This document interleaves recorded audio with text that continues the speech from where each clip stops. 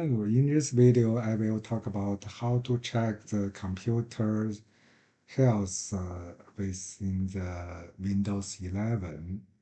So to do that, you go to the Start, and then you find the setting over here.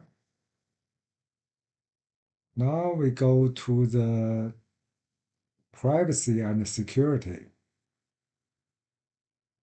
Then we go to Windows Security. From here, you can find the device performance and health. Click that.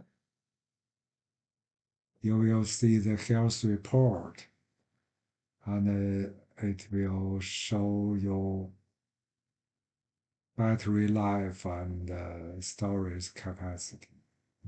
Okay, so hope you enjoyed this video. Have a nice day. Bye.